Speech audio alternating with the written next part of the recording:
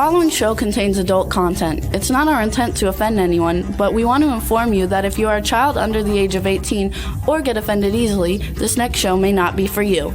The content, opinions, and subject matter of these shows are solely the choice of your show hosts and their guests, and not those of the Entertainment Network or any affiliated stations. Any comments or inquiries should be directed to those show hosts. Thank you for listening.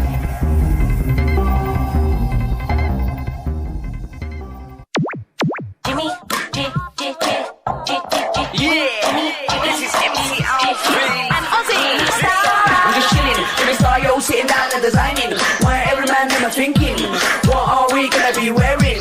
Yo, I'm a Liverpool MC, you can't trust me, big up the girls inside the party. Let's get down to crazy Jimmy, big up myself and known as Alfie, the one and only, the Turkish MC. Always love the clothes of Jimmy. British punk, yo, wanna be, Jimmy Star's new celebrity. We'll take you out to Jimmy Star's. Up there yet. Hey ho, what's up everybody? Welcome to the Jimmy Star Show with Ron Russell, bringing you the good times in music, fashion, pop culture, and entertainment. We got a great show for you guys today. I'm organizing my camera. Before we get started, just to let everybody know, I'm not in the chat room yet because my computer did a reboot that I go on the chat with, so I'm not there yet, but I'll be there in a minute, and I hope everybody is doing well. Before we get started, we got a great show for you guys today with Monique Parent and C.J. Graham. It's going to be a blast, but before we get going, let's introduce my cool, outrageous man about town co-host, Mr. Ron Russell. I'm trying to get Astro to say hi, and Astro, why are you being different? He's afraid. Don't be afraid, honey. Anyway, Astro says hi to everybody. Hi. Hey, say hi. Come on, honey. Say hi. They say hello. Oops. That's it. He's on the floor. Come on up, honey. Anyway, while Ron's playing with Astro, I'm trying to get into the chat room. We've got a great show for you guys. I hope everybody had a great weekend.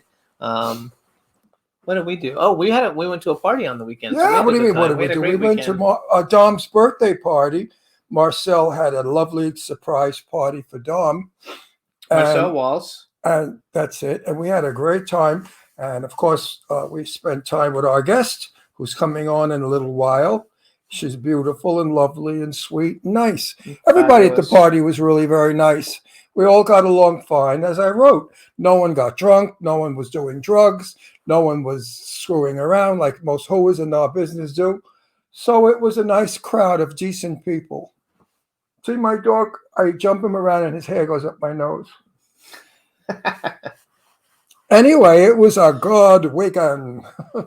We have more coming up. We have Janae Montague King's birthday, which is quite an ordeal. It's going to be bigger than any event that we've been to. It's like a wedding. He's doing it at the Ambassador Hotel in Los Angeles, which is quite a hotel. And it's going to be sit-down dinner, black tie only. So we'll have lots of photographs and story on that. Then Jimmy and I stay at the Ambassador Hotel, and then that night, because the next day we have the Academy Award party to go to. That's black tie also. So it's a double header. 2 days in a row of socializing, seeing people, partying, and eating. I don't know what I'm going to do because all the food they have there is not healthy food. You know, they serve wedding food or whatever it is. And the cakes and the stuff. Luckily, you know, I don't drink, so that's okay. But when I see those cakes, boy, do I get... I mean, I can't say no to a good piece of cake. Right. But we don't eat cake anymore, really. No, so we yes, don't. You ate a little piece the other day, and you said you didn't like it. They're going to have a dessert table to drop dead from. And, you know, Janae is going to make it like... It's going to be probably $100,000 birthday party. Because he's very rich. He's worth millions. Unlike some millionaires we know that are cheap, that they have people work for them for nothing. You know, Janae is very generous.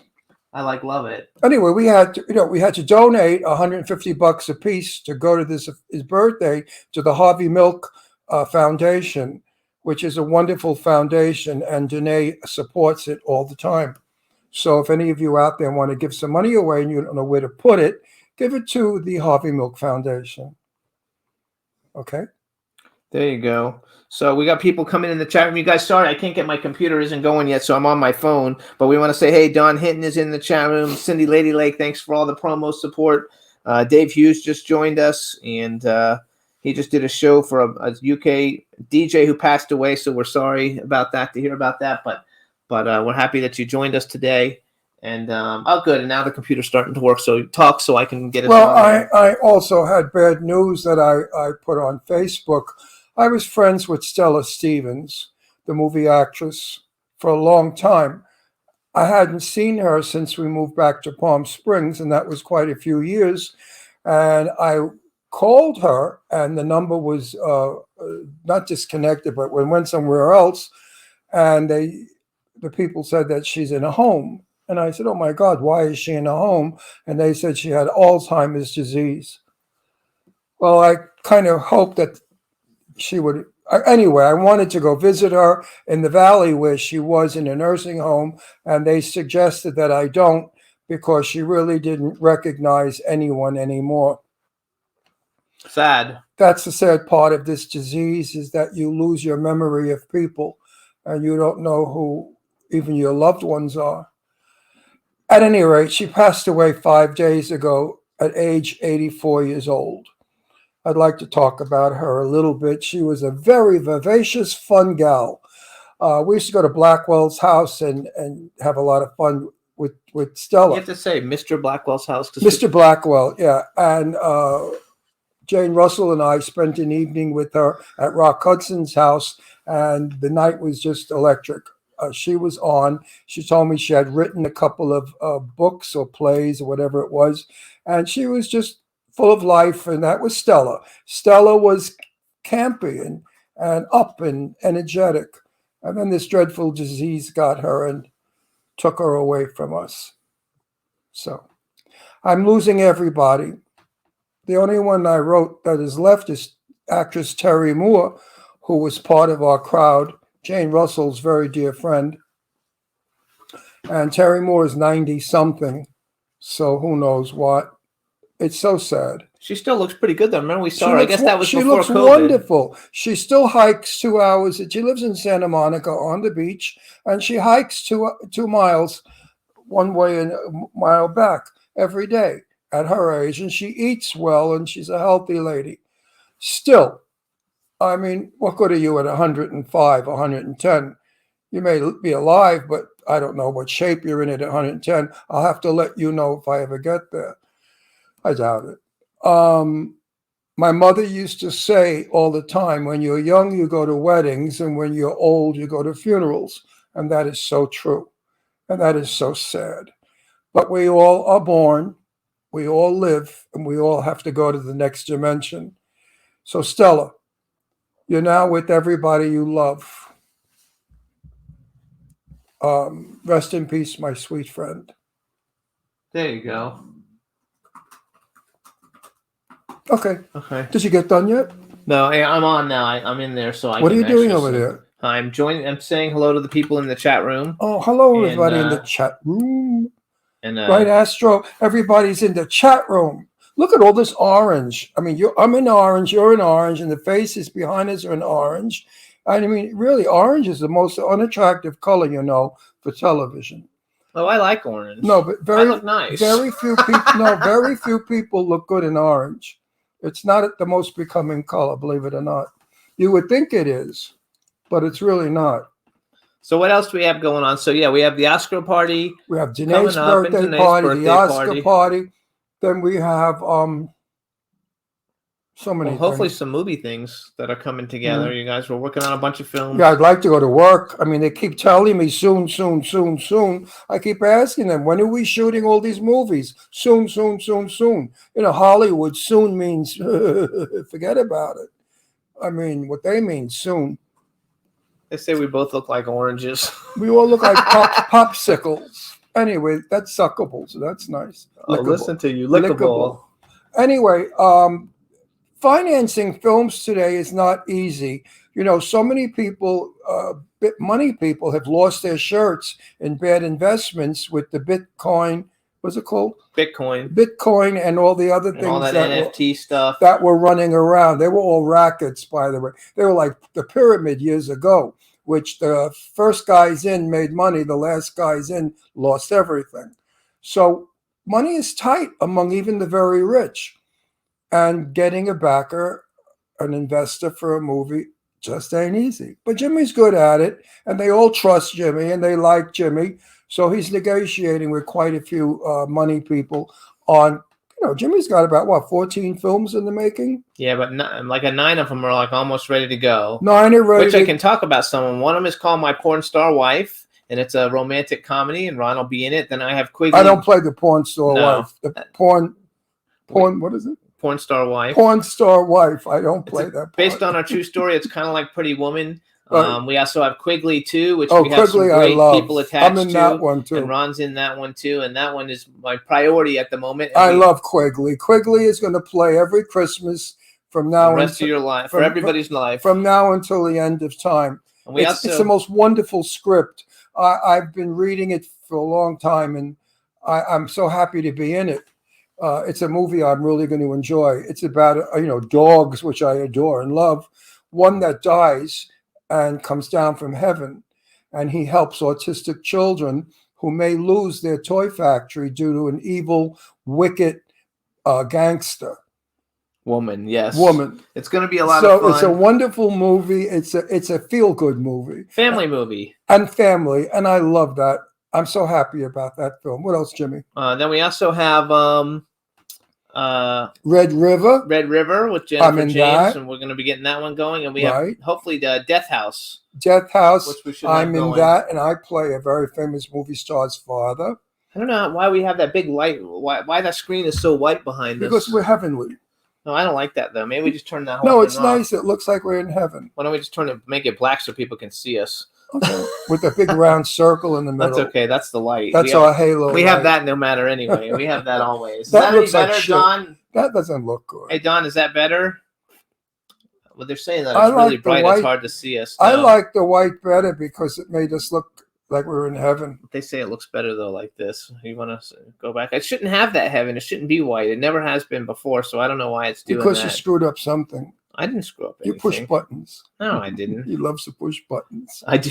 Right? I want to cut my hair. No, look, it's all pink and I like the pink. It's nice. I want to cut my hair, but then I don't like it short and I don't like it long. Do you ever get that way with your hair? You just want to shave it off because you don't know what the hell to do with it. Right. I mean, I know when I worked as a hairdresser, women would come in and tell me that, I'm going to shave my head off and wear wigs because it's such a bother having to come to the hairdressers weekly. Because in those days, they used to come once a week. We'd give them a wash and a set, tease up their hair, spray it with 30,000 cans of spray net. So it was like a steel helmet. And they'd come back the next week, and when the shampoo girl got them in the sink, they'd have to run hot water to get all the lacquer out of their hair. Imagine. So not today. Women today don't care about their hair. They wear it long hanging. It looks like they got eaten up by some rats. It's all choppy and horrible. And they don't care. Women today don't care what they look like. And yet they wear big false eyelashes with that stringy, dirty looking hair. It doesn't work. It doesn't make sense to me with those ridiculous long eyelashes like drag queens. Women have got to get back to being the beautiful women they were 20 years ago. In the 70s, 80s, and 90s, women look wonderful. Suddenly, they wear evening gowns with combat boots. I could throw up when I see that. It's so like, what are you trying to prove? Are you trying to not be your mother? Ron hates that when he sees people in like gowns and I tell them, I said, you have some nerve wearing a gorgeous designer gown with combat boots, military boots. What are you, sick in the head? That's not chic or fabulous. Some woke, what is it, woke? Some woke moron who should woke up. They have to woke up, these people. The fashion people today are demented. What they make you wear, torn, ripped jeans, filthy, dirty holes, rips. What, that's chic? That's wonderful? In my day, you would be ashamed if you had a hole in your... Women had a run in their stocking, and they were ashamed. It's so funny because we have a friend, Young Zuck, and he always wears ripped jeans, and And Ron's just like, how much did you pay for those? And it's always like hundreds of dollars for jeans with holes all in them. And Ron he just can't pays believe $150, $250. I said, you know what? I could do that for you very easily with a razor blade and scissors, and it would cost you nothing. I mean, it's just fashion has just gone to the to poor people look. Years ago, everybody wanted to look rich. We all dressed to look good. People wore beautiful jewelry, diamond jewelry, ruby jewelry, lovely rings. Women wore diamond hearts. They wore earrings. Their hair was done. They wore, well, the fur I didn't care for because that was animal. So I was never a great admirer of people in fur. But I liked women wearing fake fur. And it was just very chic. Today, women are losing out because they're young and they're not doing the most to look beautiful. Yes, Cindy says she likes the old school Hollywood glamour. And then when they're 70 or 60 or 50, they say, you know, I missed out. When I was young, I could have worn the beautiful clothes of years ago. So I look like a jerk. And now that I'm an old lady, I want to be beautiful. And I look in the mirror and I look like a jerk. So... But not this guest we have coming on now, who's the most elegant woman I've ever met. And she dresses absolutely beautifully. I mean, I've never seen Monique ever in ripped jeans or crappy clothes or combat boots. Monique is one of the... She's here, so we're going to bring her in. Oh, Monique is here? Yes. She'll tell you herself. That'd be my first question. No, we're going to bring her on. Monique, all right, I love you, Monique. Let's bring Monique on. Hello. Hey! I'm so glad I put a dress on. Look at that stunning woman. Look at her with the red Here I was going to wear my ripped jeans. You look beautiful. She said here I was going to wear my ripped jeans. Yeah, don't you dare. I told you. I warned you. I don't even own a pair. I know. Good. We know you I didn't don't. think so, Monique. You're always so beautifully dressed. I learned so much stuff about you that we're going to talk about in a minute. In researching you for coming on the show. But Monique, the question is... No, wait, we're going to introduce her. Nobody knows who she is. I know her. I know, but the whole people listening don't know her. You know how gorgeous and stuff she's gorgeous. You got to see her in person. All right, everybody. Now we want to welcome to the Jimmy Star Show with Ron Russell, actress, producer, director, and I learned she is the thinking man's sex symbol, Monique Parent. Hello and welcome to the show. Yay! Oh, and I don't have to Good afternoon. So lovely to see you guys. I don't have to be introduced to somebody I love so much. You are a new friend, but I caught on fast with you because you're so sweet, you're so kind, you're so giving, and you're just a good person. And if you turn out to be a bitch, I'm going to just leave the fucking business. Of course, I do have bitch inside of me. I know. I've seen it in some films. You can play bitch good. Anyway, you're just a lovely, enough flattery. Now, answer the question. How do you feel about women wearing gowns and military boots? You know, as somebody who, as I've gotten older and my feet do not like wearing high heels anymore, I understand it from a comfort perspective. However, it's your chance to dress up. It is your chance to be beautiful. It is your chance to. And I think that combat boots don't go with an evening gown. Of course they don't. I think it's great on an editorial photo shoot. You know, I love seeing an evening gown being presented, you know, in a construction site, and it's like the juxtaposition of the glamour with the work. That's beautiful in an editorial shoot. But when you're going to an event where you are dressed to the nines, complete it. And if your feet hurt, wear a simple ballet flat.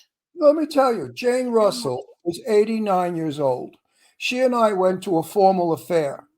We went all over Florida at the time looking for shoes for her because she forgot her shoes in California, her high heels. She couldn't find a pair that really fit her well, that were comfortable. So what she bought were flats with the beautiful rhinestone buckle on the front of it. So when we were posing, it looked like she was in high heels because her gown came down to the rhinestones. Exactly. And nobody knew that she was in flats, except she was a lot shorter than she normally is. So you can camouflage and get away with flats. Yeah, absolutely. You don't have to wear combat boots. You can wear a graceful, pretty shoe that goes with the outfit. So wait, real quick, I should actually buy myself some pretty flat shoes because I kind of And that now let's department and everything. wait. Let's talk about jewelry now. Women Okay. should wear jewelry again. Like somebody I know that's getting a yellow canary diamond for an engagement ring that is magnificent. You're not allowed to talk about that. I'm not allowed to talk. Ron doesn't know private difference. No, she never said it was private. Well, We don't know now who I am. she is anyway. We don't know who she is anyway. She could be somebody else other It than could be you. somebody else. Lots, Yes. lots of women. Who's So wait a who's second. getting a 4-carat canary yellow diamond? Hold on, you guys. So wait, we have a chat room. People are starting to fill up. They're all talking about how beautiful Okay. you are. So say hi to everybody in the chat room. Hi, everyone. Monique has probably Going back to one of the. jewelry, when I got my Apple Watch, it Uh-huh. comes with a very basic band, but I had to glitz it up. Yes, Right. I did the same. I have a glitzy one too. No, You I have kept to. the crappy rubber band. Oh, well, Because- see, it's well, so this is my- uncomfortable. I usually change. I had a black shirt on earlier, and I looked like I was in mourning for Stella Stevens, which I am, but I didn't want to look like I was. Right. So I changed, but I didn't change my wristwatch. I usually have a pink or a peach or a white wristwatch to wear. That seems so much more you. Yes, it is. Yeah. I have a. But this is I say alive. It gives me my heart rate, my Same. temperature, everything. I have a gold-plated Apple Watch with a Rolex Well, excuse band. me, It's Mary. really cool. Oh, Not a gold-plated, got a gold-plated one. Whoa, whoa, whoa! So hang on. We're going to talk about your movie and film career and all that stuff, but I want to talk about the stuff I discovered yesterday, which I didn't Okay. know. So you guys, Monique has the most amazing YouTube channel, and when I say like amazing, I mean really amazing. Well, she's amazing. Her website, I guess it's called Unique Monique because her website is uniquemonique.com. And her YouTube channel is Let's Make Life Fabulous After 40. And she's like an advocate for celebrating natural beauty and aging gracefully, of which, look, because you're so gorgeous. And she has a zillion videos on there talking about, like, I don't know, what are some of the topics? Because I don't even remember. They're so cool. women with gray hair, transitioning from coloring your hair to somebody who doesn't color your hair and has gray hair. That's a big deal for women because it can only be handled in a couple of different ways. And neither of them are fun or pleasant. Men don't really go through that because 2 haircuts and boom, you're gray. Women, it's a thing that it's like, it takes years of being really unattractive while you have half gray and half colored hair. And how do you emotionally get through that and everything that your family says to you? So we cover a lot of things like that, as well as makeup tips, because until recently, women with gray hair were not represented in any magazines. That's originally why I started the channel, because when I went gray, I couldn't discover any makeup tips. And I thought, I'm in the business. If I don't know what's happening for all the other women. So I decided to make a sort of a guinea pig of myself. And it's like, I'm not a makeup artist, but I will do videos and I'll put on You do a different lovely colors. job. Yeah, you And do a I lovely asked you, job. I know your age, and I couldn't believe your age. So I'm very nervy. I examined her face. I looked for scars behind the ears. I know where the scars are for face jobs because I used to be a hairdresser, and half of the women I did, when their hair was wet, all I saw was scars all over. Yep. You have absolutely not one scar on your face. So that face has never been altered by It has surgery. not been altered. But It does it's get a little Botox. but it's phenomenal because in person you look 30. And I know you're not 30. You're really 87. 87. And you Almost look good 88. for 87. For 87, I hope to look as good as you are when I'm 87. No, but I noticed because I watched several videos. I didn't watch She's all not of them. 87. But yeah, she's just joking. It's not 87, but I watched them and I saw how many views you have on how many subscribers you have and how many views you have. Everybody definitely needs to check out the channel, especially older women who maybe are not aging gracefully or Right. don't know what to do to help make themselves, to make their appearance look better. But I was super impressed. As a hairdresser and hair colorist technician, I used to do corrective coloring. Customers would come into the salon. I worked in Sutton Place, very elegant part of New York. And very wealthy women would come in and they were on vacation and they got a touch up somewhere and they came to me with a mess. Orange roots with brown ends or black roots, horrible. So my suggestion is over 40, go lighter and lighter. Do not do black. It's horrible on any woman Horrible. over 40. Horrible. And go lighter and put highlights in your hair. Do a beautiful chestnut brown, which is soft and with a glow, and do a couple of nice Or go light natural. golden highlights if you want to stay colored. If you Right. don't want to color, let it grow in gray. But you don't have to suffer, as Monique said, the grow out, because you don't. can go to a salon and have it bleached out.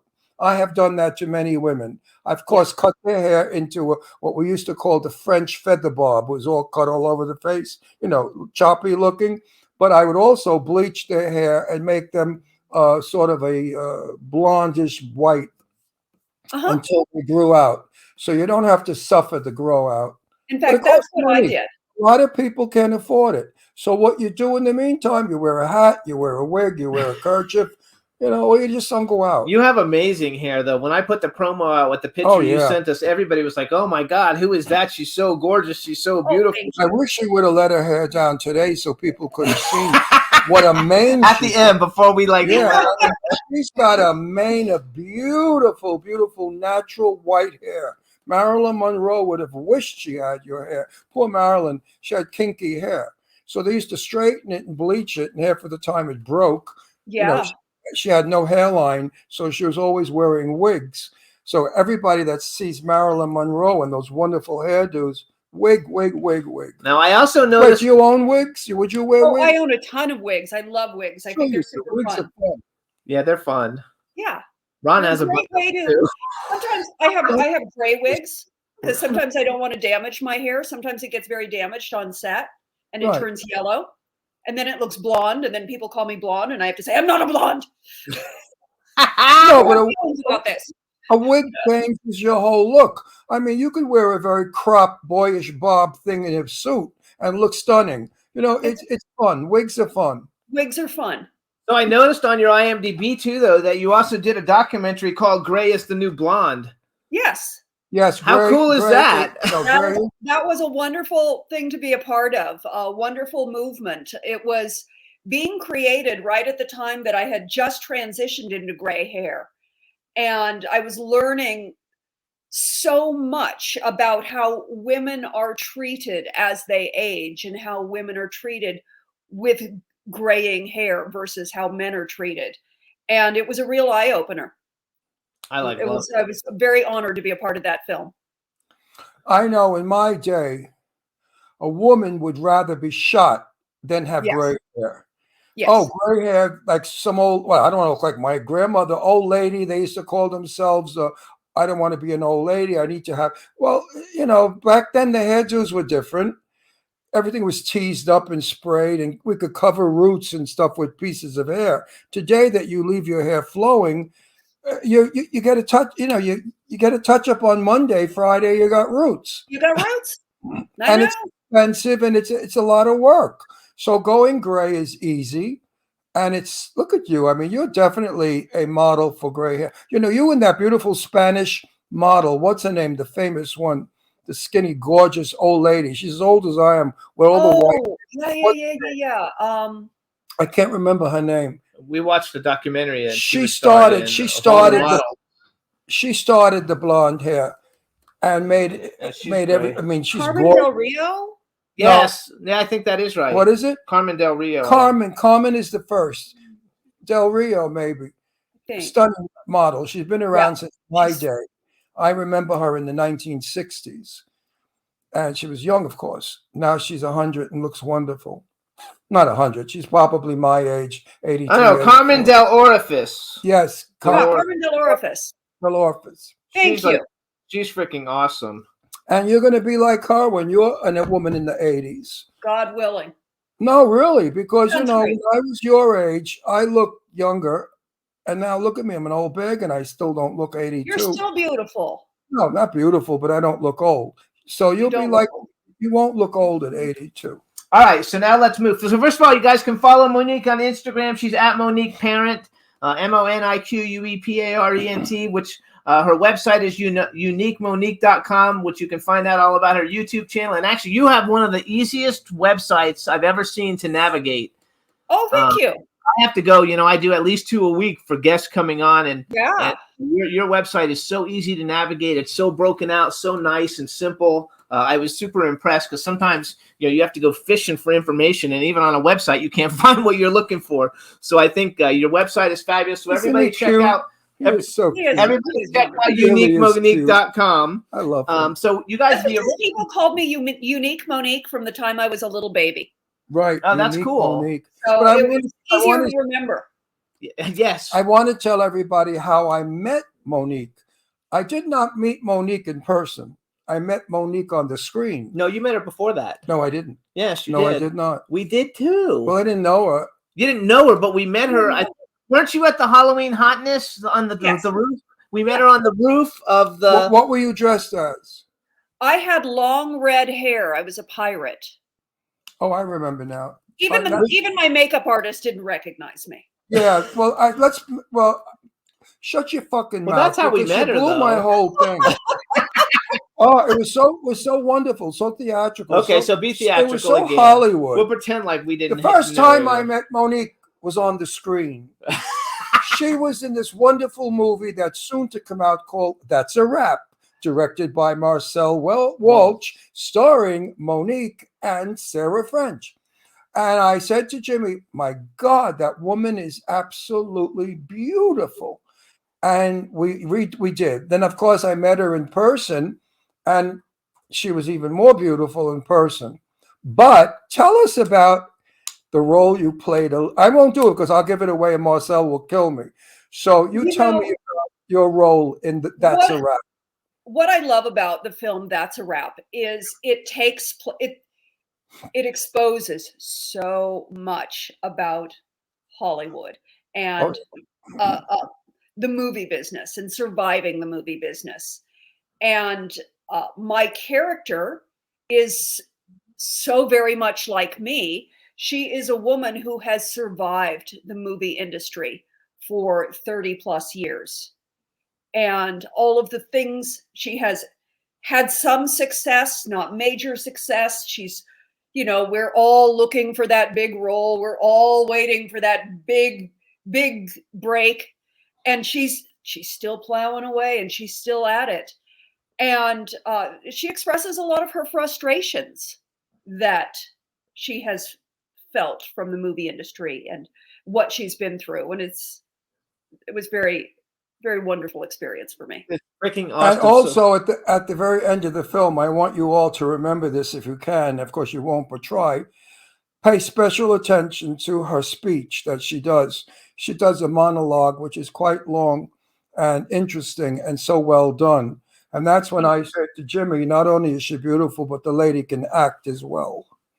Thank you. I love it. Real quick, I have to do an interjection because it's funny. No, wait, I'm still talking about That's a Wrap. We're going to come back to it. Hang on one second. Okay. So, because Dave Hughes, first of all, say hi to everybody in the chat room because I don't think we usually have. Dave Hughes wrote in there that Unique and Monique were Axel Foley's daughter in Beverly Hills Cop 3. Did you know that? Oh, I did not know that. Now you have that for you. And then going back to That's a Wrap, you guys. So That's a Wrap stars lots of people that have been on the show. Serena Vincent's in it, Sarah French, Robert Donovan, who's coming on soon, Dave Sheridan, Anna Bucci, Sarah Polidnak, Jed Rowan, Gigi Gustin, written by Joe Netter.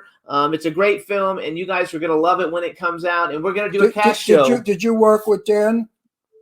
Who's Dan? With Dan. Dave. Did you work with Dave Sheridan? I did not. Oh, because I worked with him, and he's the best. I love that guy. He's an incredible actor, and he feeds you back. And I so enjoyed working with him. I will look forward to when I do work. Oh, yeah. I would work with him anytime. Some actors you don't want to work with, they stink. But yes, he's really good. But going back to That's a Wrap. That's a Wrap shows the bitches of Hollywood. Yes. The backstabbing, no good rats that do anything to get you apart or put you down. They say the most dreadful things about you. Things like, oh, I could have played that part better than her. Oh, everyone says that. Those people, they're not nice. The people that say that, I don't appreciate. Well, and we all know those people. And we Yes, know, but don't go to the viewers direct. all Don't know go those to. people. It's not but just don't- in the movie industry. Yes, you're right. Monique, don't go to the director of the film and tell the director of the film that you could have done better than the person that just shot the film. Yes. That's low dog. You have to right? tell me who did that later. Okay, we will. Ask Marcel, he'll tell you. So I also, already, I know who did it. I can imagine the many people who said that. Well, and it also shows how Hollywood is so corrupt, and the men that suggest to women to go to bed with them to get a part, and it's just a Yes. wonderful film. It's a comedy, by the way, but it's a black comedy. Yeah, We it's a horror can't say comedy. black comedy because I don't think that's Negro. no, you can say No, black don't they comedy. think it's Negro? Dark comedy, dark. Dark. It's Dark Otherwise, comedy. if you say black, they think It's a horror Negro. comedy. So it's going But- to appeal to people who like horror, and it's going to appeal to people who like comedy, and it's going to appeal to people who like seeing films that feature women who are not 20. I mean, we have a lot of 20-year-old women, but we have women who aren't 20 who Right. also get to be represented. Now, I love this film. I call it a comedy, well written, but of course they had to put some crap in it, which I call crap. Blood, guts, stabbing knives, chopping blood, eyeballs blowing up. Don, you'll love it. I don't like any of that crap. If that was all edited out, I would call it a classic film. But because they put that stuff in that everybody loves so much, it's a comedy horror film. But it's very well done. I didn't look at the one thing that I can't talk about because I knew it was coming and I looked away because I couldn't possibly. There's times when you need to, when you know something's coming and you know you don't want to see it, you just look away. I love it. I am done. a person Yeah. who looks away from horror films frequently. No, it was just I can't. I'll say after the film comes out, I'll tell everybody what it was in the film that freaked me Which out. we're gonna have a casting, a cast show of all the cast. The thought of that happening. Oh, that would be so Well, fun. I'll give them a hint. Comes The out. thought of that happening to me frightens the hell out of me. Okay, well, so okay, so I Well, I want to talk about Sarah French. Okay. Sarah French, who is a fine actress and a very Yes. beautiful girl. Yes. She doesn't let her beauty get in front of her acting, and I like that. The beauty is Yes. in the background, the acting is in the foreground. Sarah did a very good job on this film. I've got to say, the both of you were you worked in harmony, even though you weren't in many scenes together. The harmony was in. You both had the same texture in the Yes. movie. Yes. That's the word, texture. A lot of times I'm in movies that I'm one texture, which is good, and the other person is another texture, which is lazy. Yeah. Lazy actors. Have you ever worked with a lazy actor? Oh, many times. And I'm going to say I've been a lazy actor. No. There have been times in my life when I was a lazy actor. I've been at it for 33 years. I've done almost 200 films. I was not perfect in all of them. I have made mistakes and watched the film later and went, yeah, I'm not doing that again. You've got to remember that this lives forever. You need to be better. There you go. No, I've never worked. I mean, I've been in the business 64 years, at television, stage, and movies, and I've never, ever been a lazy actor. In No. fact, some people, the director sometimes used to say, Ron, take it down a little. You're a little too hyper. You know, because I would do more than I should when I. Yes. So I watch that. I control that now when I work. Now when I work, I'm older also, and I've learned a lot. As you grow older, you don't need to impress on film. All right, my turn. Okay, so here's so first of all, you haven't been pigeonholed. So basically, you're doing everything: sci-fi, horror, indie drama, comedy. You don't seem to veer away from controversial subjects because you did another movie called Cuck, which I'm going to watch. It looks, it looks very, very interesting with some really cool people in it. And Sally Kirkland is in it, and Ron's friends with Sally Kirkland. Sally's a darling. I love her. And, Yes. and Timothy V. Murphy, who's getting ready to come on our show soon. So like, I want Oh, Sally. I loved him. Wait a minute, Monique. Yes. Monique, was Sally okay when you worked with her? Yes. because I wanted to come on the show. That she was supposed to come on, and then she was sick. I haven't Well, seen we shot Sally that in in a long time. 2018. So. Oh, 18. Okay, that's I'm talking recently. I haven't seen Sally in a while. I have to call her. I also read that you studied acting at the Beverly Hills Playhouse under Jeffrey Tambor and Milton Katselas. I don't know how you pronounce his last name, but I love Jeffrey Tambor. He did a movie. He's just a phenomenal actor. So to have him as an acting coach must have been amazing. And how did you decide to do that? I was living in San Luis Obispo, which is my hometown, and a film came to shoot there, My Blue Heaven with Steve Martin. And I got hired as an extra on that, which was very exciting for me. It was my first experience in a movie. And every leading woman in that movie had me removed from the scenes that I was going to be an extra. Because they're too gorgeous. But they kept wanting to have me around on set. So they brought me in as a stand-in for Carol Kane, which was I want to work with Carol. It's like I got to see so much more as a stand-in than I would as an extra. Yes. Right. And, got to hang out and talk to actors. And I remember talking to various actors, and I had been exploring the idea of coming to LA and being an actor. And one of them I talked to was I said, where should I study? And he said, you need to study with Milton Katselas at the Beverly Hills Playhouse. If you can get in there, you're going to really get some good knowledge. That's awesome. And when I moved to Los Angeles on January 9th, 1990, the first thing I did was go have an interview at the Beverly Hills Playhouse and got accepted and started training. There you go. And here you are. Now, answer me. Did you get to know Carol Kane? I did not. Oh, because she might be in my movie. And I like to know a little bit about the actors, if they're generous or whatever. I always ask around. This was 30 plus years ago. She was a joy. She was an absolute joy. What little I saw of her, she was a delight. I think so. I think that's what she is. I think she should be very good for the film we're talking about. So you do movies, TV movies. Let me tell some of the fun movies you guys can come and see Monique in. And I picked certain ones out because we've known some of the people, but The Fast and the Fierce, because we've had Adrian Paul on the show and Dominique Swain.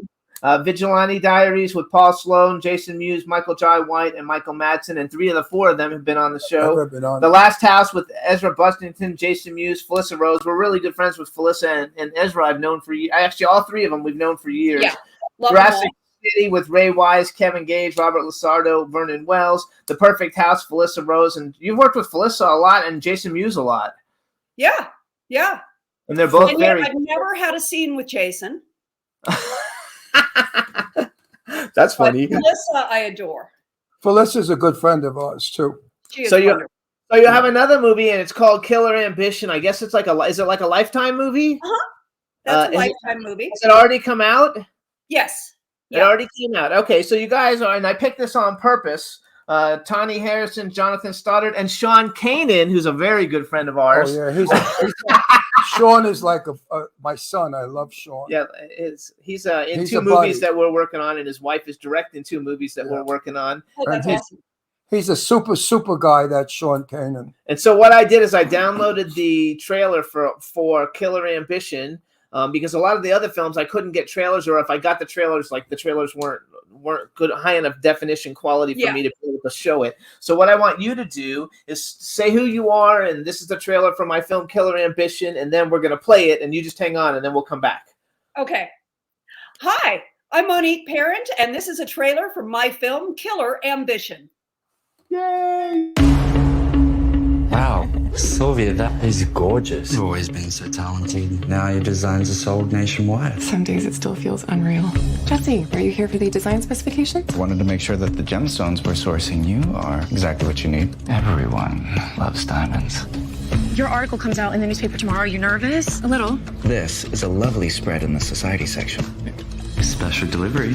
The got invited to join the Females in Leadership Society. It's a group of highly successful women. Yeah, or a group that preys on highly successful women. I'd like to introduce Sylvia Stafford, owner of Lush Designs. Of course, I'd recognize a Lush design anywhere. Wow. They look so familiar. This is actually by someone else. They're so new, I don't even remember the name. Interesting business ventures you're involved in. I don't know what you're talking about. Stop wasting my time. I believe you're a perfect fit for the FIL. We'll announce you formally on the yacht excursion this weekend. Yacht excursion? Is there a problem? No. My mother died on a boat when I was a kid. Why are you here? I'm sorry, Sylvia. I read the article. I just wanted to talk. After your mom died, you were convinced he had something to do with it. It was an accident. Do you really believe that? Hello?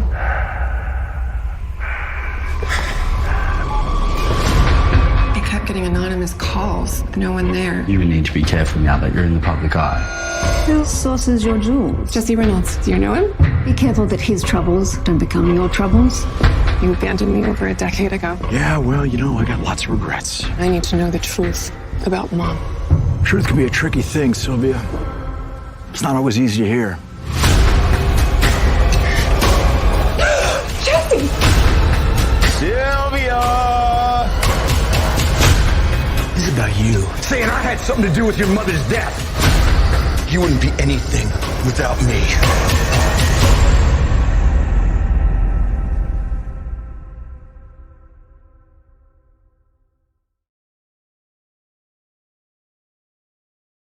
I love it. I love it. I love it. Wait, I love how on wait, the wait, credits it says with Monique Parent and Sean Kanan. Wick, I want to see that tonight. How do I do it? Good question. Where can Okay, where I'll can I have to look. find Maybe it? a Lifetime? Yeah, it's a Lifetime movie, so maybe on the Meanwhile, Lifetime. Sean Kanan has lost 30-something pounds, and he looks wonderful now. I didn't realize how fat he was in that film. That was right after the pandemic. We were all fat right after the pandemic. No, but Sean, forgot Sean was on the heavy side back then. Now he looks 20 years younger and far more handsome. Plus, It's so much better once you get to the gym. I mean, he's gorgeous anyway, and he Yes. was lifting weights, and he looks wonderful now. Now he looks the best he's looked in a long time. We actually and met you him. look very beautiful. You always look very beautiful. chic, very Thank you. elegant. You like red Yes. I get put in red a lot.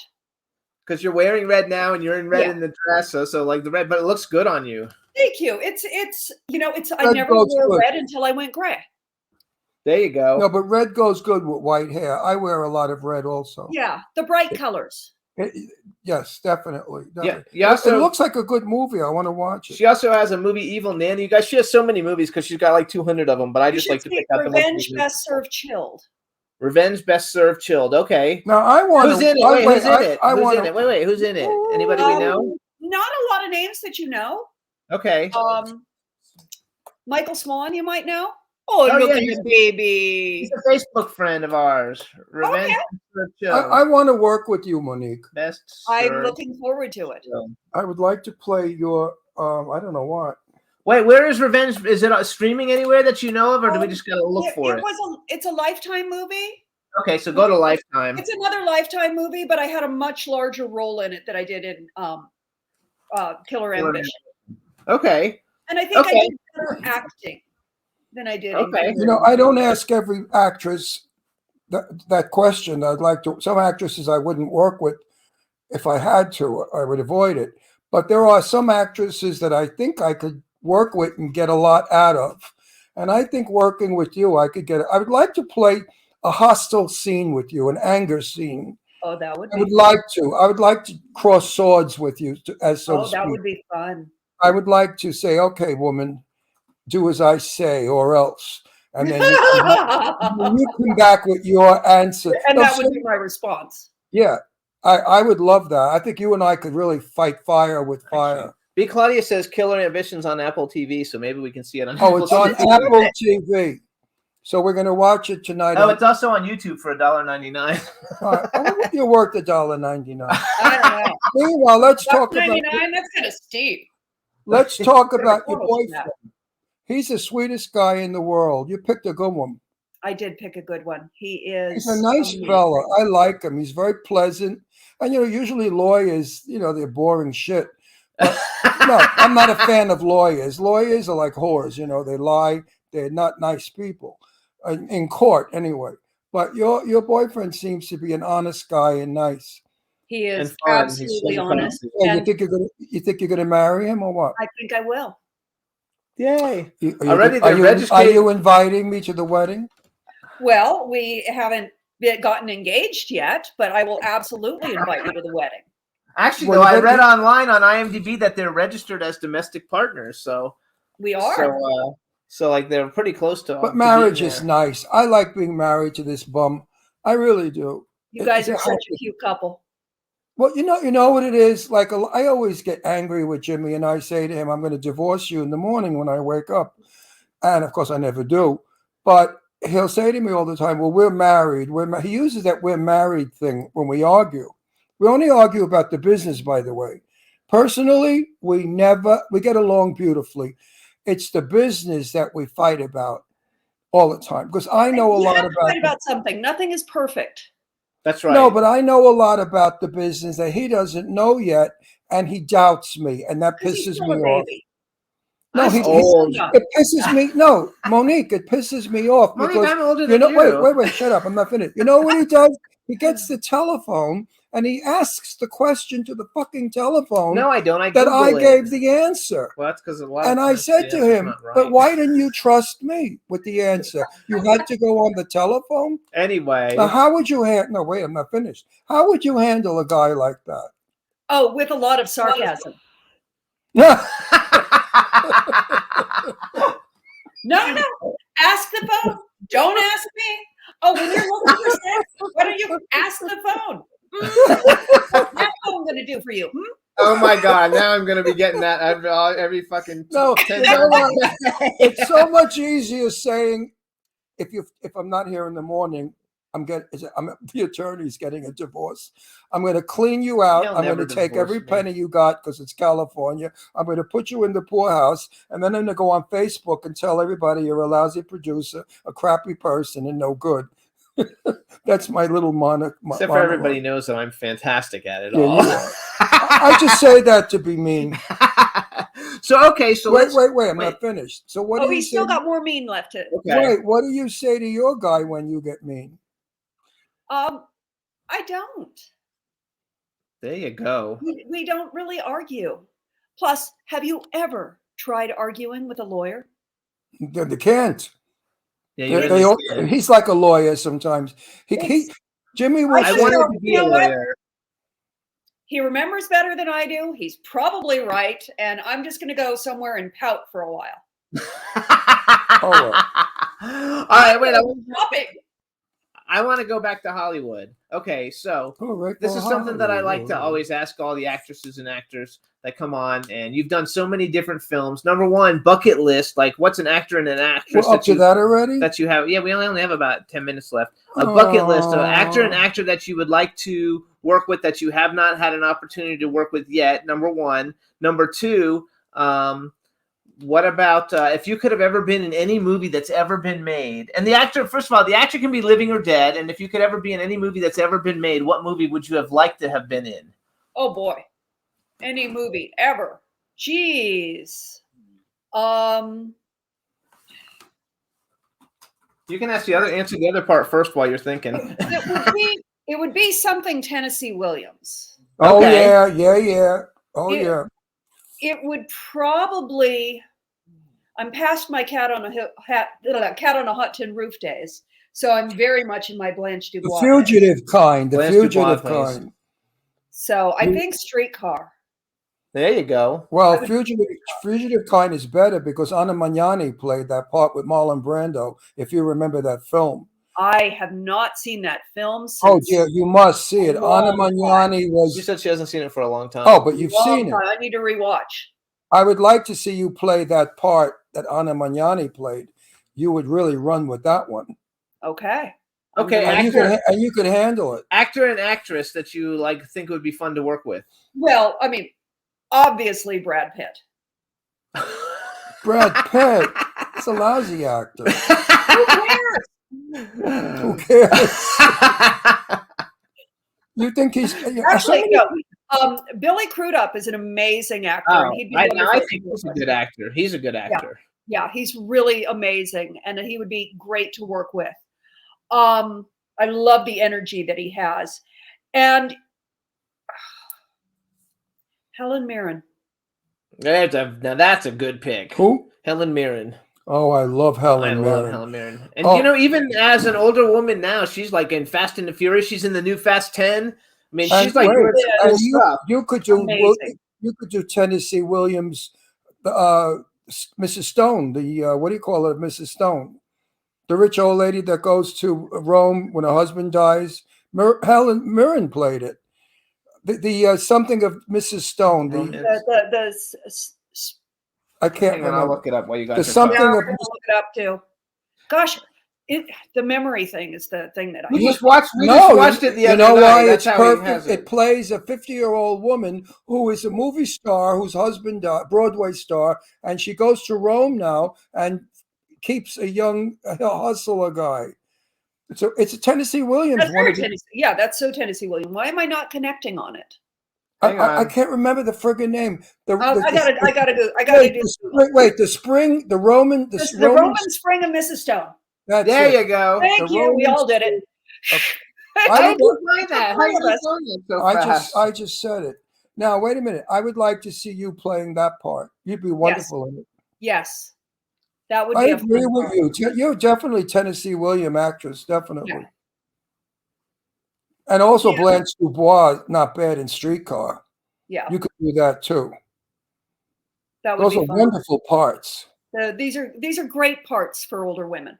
They're classic. There are not a lot of good roles for older women. I get scripts sent to me all the time, and there are a lot of times there are things like, I don't want to play that. I don't want to represent that. I don't want to. We've had a whole myth of aging and what aging is, and there's so much ageism in our industry. Mm-hmm. And I still want to work, but sometimes I don't want to do parts that are going to make fun of aging in a harmful way or to show.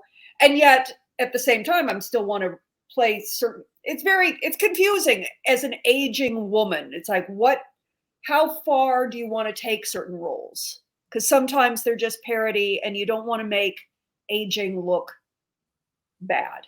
No, if it's ageist negative, absolutely. Yeah. But sometimes in comedy, we have to refer to ourselves like this is a true story. I called my friend in New York to tell her this, my friend Teresa. I said, Teresa, would you believe I got a new cell phone? It's black. And I couldn't open it. And I kept rubbing it. It wouldn't open. And then I realized I was rubbing the back of the phone. Now, that's something that you laugh at with age, because who the hell knows about these? I had a yellow one on the wall in the kitchen, Yeah. Telephone. Yeah. So those jokes I don't mind. Those are fun. Face it, these kids today, what would they do with a rotary dial? That's right. They don't even know how. Stick shift, rotary dial. But seriously, you have to remember a number. Yes. Try that. Actually, in the chat room, they're saying you would have been good. Helen Mirren played Golda Meir. I guess the movie was called Berlinale. Anyway, played Golda Meir, and they think you'd I'm be anxious to see that film. Yeah, yes. But they would have to do a lot of makeup on you because Golda Meir was not pretty. No, she wasn't. And they made Helen Mirren look not so pretty either. Yeah. Let's face facts. If you're portraying a person, you have to look like no, them. Absolutely. Yeah. But it is fun because one of the things that is really fun about aging is that people are hiring me to play roles that are much older than I am because I can still do things physically that perhaps my 83-year-old mother is too frail to. Right. I will oftentimes age up. No, you're a baby. I'm 83 soon in May. You're 82, but No, I'll be 83. But you're not like most 83-year-olds. No, but they hire me to play much younger parts than I am. I've never been hired to play an 83-year-old. I play 65 to 75. But she I said what play she 65 I know. 75. What she says though is she's getting hired to play older people because she can do the physical things that maybe an 83-year-old can't but do. I can do the physical also. Yeah, I know. Yeah. At 83, Well, you're an exception. no, Yes. there's plenty like me. No, there are others. We like don't know me. anybody. You know, I have to say something to Marcel Waltz because I know he's watching. Hey, Marcel. I referred to Marcel. I referred to Sean Kanan as my son. And I've also referred to Marcel as my son. And I don't want him to think I go around calling all these people my son. The truth of the matter is Marcel is my grandson and Sean Kanan my son. So Marcel, you're my grandson. Marcel could be my son. I love Marcel to death. Yeah, they're And fabulous. He's fabulous. they're They're lovely. fabulous. Now I want to ask you a question. Yes. If you're not busy Easter, I would love for you and your guy to come to our house for Easter dinner.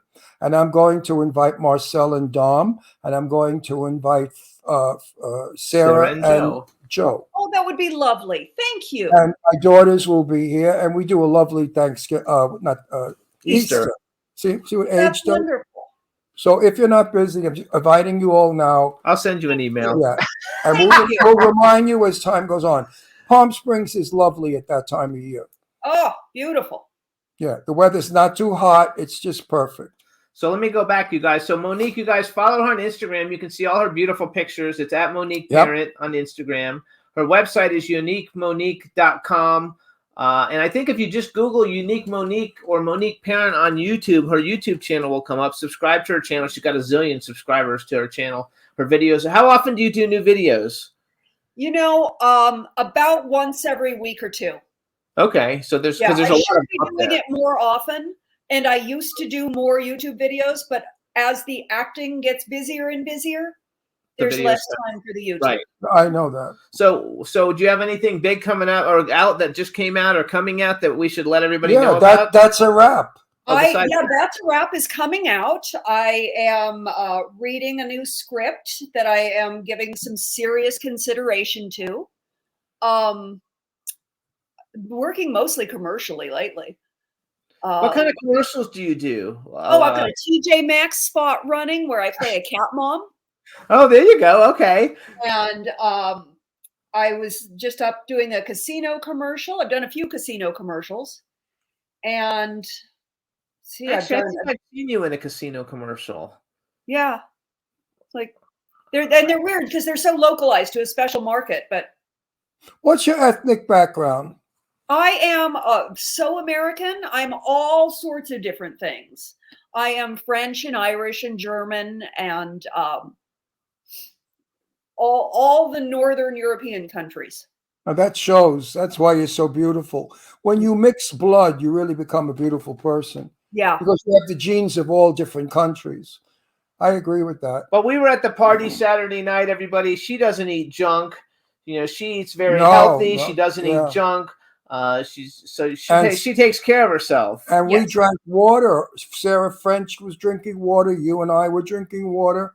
We drink water a lot. Everybody must drink water. And fruit, lots of fruits. Water is very important, folks. We eat salad twice a week for dinner. I eat every night. A huge salad that I actually posted the recipe for it on my website, on my blog, because I call it my skin salad. I found when I was eating this salad 2 to 3 nights a week, my skin changed. It's got so many nutrients in it. And I look at pictures of myself 7 years ago, and I look younger now than I did then. Yeah, that's awesome. You're stunning though. Anytime, I mean, on your video, your Instagram, every time I've ever seen you, you're always stunning. You're just stunning everywhere you go. Like, it's like, you know, like when we go out here in Palm Springs, you know, and like half the people that you're looking at, I'm like, I wouldn't wear what they're wearing to mow the lawn. They look so bad. And so it's such a fresh, and Marcel's like that too. Marcel is always dressed. Dom's always dressed. Always. Sarah French is always dressed. I love to see when people actually, you know, when they leave the house, they look nice. When I leave the house, I'm in gym clothes. Oh, that's good. Oh, that's okay. I'm pretty much always just in gym clothes because when I leave the house, it's because I'm going to the gym. And then I run all my errands on the way to the gym or from the gym. And then I come home because I'm a total homebody. There's nothing I like more than being at home. We like to be at home too with the dogs. We have to. Sarah dresses very beautifully all the time. Like a lady. She dresses like Sarah. Yeah, you both, the two of you are very ladylike. That's why I enjoyed Dom's birthday party. That was such a fun party. But it was so nice to be in your company and Sarah's company because I was admiring both of you silently, which is something I don't find myself doing lately. Most places I go to, I'm looking and saying, oh my God, that's a train wreck. That's an airplane crash. The other one's a car crash. We go to so many events where all the girls are wearing like little short skirts because they think if they look like a hooker, they're going to get a role or something. And, I call them, and we hate that. We just hate that. I tell them, don't wear a clit cover because you're not going to get hired. You're going to get laid, but you're not going to get hired. And there's this whole, I've already heard you drop the F-bomb, so I know it's okay. Yes. There's this whole, being fuckable. You've always got to be fuckable. And so, for women, we're taught this. Even now, you have to be fuckable to get a job. So every event, it's like you have to, I can't wear that outfit. That outfit might be more fashionable, but this one makes me look fuckable. I'm going to wear the fuckable outfit. Yeah, but then you know what? They hang their tits out, and if you happen to look at their tits, they say, my eyes are up here. You know what? Then wear a turtleneck. If you don't want men to make comments about these big fake tits you have hanging out, then don't wear low-cut clothes. That's why I was in a turtleneck the other night. I don't like women that say, oh, and he made comments about my breasts. Well, honey, they fell out. They almost hit him in the face. So why wouldn't he make a comment? Get over it. Yeah. In my day, we had Sophia Loren, Marilyn Monroe, and my buddy Jane Russell, and they were sex symbols. Jane Russell resented the fact that Howard Hughes made her out to be the bosom lady. Jane Russell's bust size was 36B. That's all it was. Yeah. Yet they made her out to be this enormous chested woman, and everything was about. That's why Jane never got a good part in a movie. Because everyone just thought sex symbol. Yeah. Jane Russell was a #1 sex symbol for many years. And I used to tell Jane, did you ever want to be a serious actress? She said, I tried once, didn't work, because they want me to be Jane Russell. Yeah. They don't like me to be anything but. That's harsh. How do you feel about that? Would you like to be known only as Monique and nobody else? I mean, that's a sex symbol. No, I would not. I've worked hard to be more than a sex symbol. I was, in my youth, considered to be a sex symbol. That's where the thinking man sex symbol came about. As I'm older, I don't get pigeonholed as the sex symbol anymore. It's right. It so rarely happens. Or I get aging sex symbol. I see that a lot in scripts. It's like the aging sex symbol. It's more interesting to play an aging sex symbol than a current sex symbol, because an aging sex symbol can scream and yell and cry ugly, and the mascara can run and the hair can go everywhere. And when you are a young sex symbol, you have to let one tear just roll down your cheek with your lip quivering. It's true. That's very true. You're not allowed to be human when you are a sex symbol, because you stop being sexy then, and you're vulnerable. And vulnerability is far sexier than, a bikini. But they don't think that all the time in the movie business. Marilyn Monroe was sexy, but never vulgar. Right. Well, she was a girl, a child. She was innocent. Whereas Jane Mansfield, Mamie Van Doren were like whores. They were like, you want to pick them up in the bar, take them home, or take them in a car and bang them in the parking lot. But Marilyn Monroe, you wanted to take care of. There was a big difference in how to be a sex symbol. Yeah. Jane Russell, I always said, when they, she made a movie with Marilyn Monroe, Gentlemen Prefer Blondes. And I've always said to Jane, Marilyn Monroe, they wanted to spend a night with, but Jane Russell, they wanted to take home to mother. That's the kind of sexy woman Jane was. Jane was never a whore and never sleazy or trashy looking in her films. She's always just untouchable. And I think that's the sexiest woman, is the woman that's untouchable. Right. What do you think? I think there's a lot of that. I think there's something to be said for a woman who you put on a higher pedestal. Sophia Loren is untouchable. Yeah. When she was young. See, I work. I'm a publicist, Sophia so I work Loren. with like a lot of rock stars and stuff, also, and actors and actresses. And Ron always, complains that the rock stars don't look like rock stars anymore. Just like the actresses don't look like the famous actresses don't look like, they look like regular people. But people really want their celebrities to be on a pedestal, to be different from them. And that's the way. And that to me, that's how you are. You look the part. You are who you are. You look the part. And when people look at you, they know you're somebody. They might not know who you are, but they know you're somebody because of the way you present yourself. And that's the way I believe it should be, done in the world. So I think it's fabulous. I do think there is a look with the fillers and all of the injectables and stuff. And people are starting to get this sort of sameness where everybody kind of looks the same. And you're like, well, is she this one or is she this one? I don't know which one she is, because she's the one with the big lips. It's like, that doesn't narrow it down. No, you're right about that. So, No. All right, everybody. So this is Monique Parent. Go to uniquemonique.com. Follow her on Instagram. We want to thank you for coming on the show. Please give our best to Howard. So much. And I want to see you soon, I hope. Yes, we'll see you I soon. hope so. So thank you so much. Have a Thank great you. week. You've been a wonderful guest, Monique, and I knew you would be. And I love you bunches. You look beautiful. You did a good job, honey. Good Thank job. you. Bye. Take good See you care. later. Bye-bye to you, sweetheart. Bye. Bye-bye. Everybody loved her in the chat room. All right, you guys. Now we're going to You bring know on... what, folks? She's not fake. In person, she's just what you saw on the screen. This is not like some actresses, they're bitches off the screen, and then when they're on the screen, they're so sweet and innocent. Monique is exactly what you see. I love her. She's a new friend, and I hope a long-term friend. So here we go. Now we're going to bring on our next guest. Let's make sure we can hear him. Go ahead and bring him in, Juan. Hey, CJ. Hey, Min, can you hear me? Yeah, we can hear you. Oh, my God, you got such white teeth. It's scary. It's fabulous. Yeah, well, I don't have to worry about my appearance. I wear a hockey mask. All right, everybody. Now we want to welcome to the Jimmy Star Show with Ron Russell, horror icon, actor, legend, CJ Graham. Hello and welcome to the show. Hey, thank you so much for having me.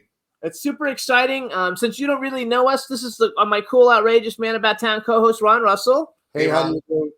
Now, which movies have I seen you in with the mask? Friday the 13th. Which movie? All Part of them? Part six with Alice Cooper doing all the music, if that helps. Okay. Part 6, Jason. He doesn't even really like horror movies, even though he's in a bunch of them. I do them. I love horror movies, and I have a 6-foot Jason in my office that like swings the machete and stuff. He's an animated one, so I'm a big horror movie I've seen fan. it. So hold on, we have a chat room filled with people, so say hi to everybody in the chat room. Hey, everybody. Thanks for having me.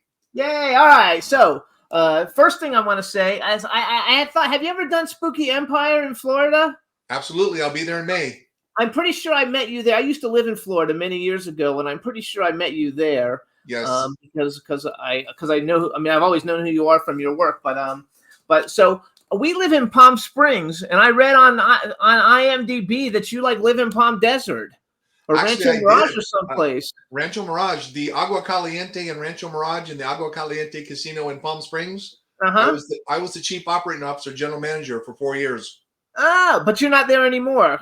I retired about 6 years ago from the casino industry and moved and got a ranch in Montana. Oh, that's nice.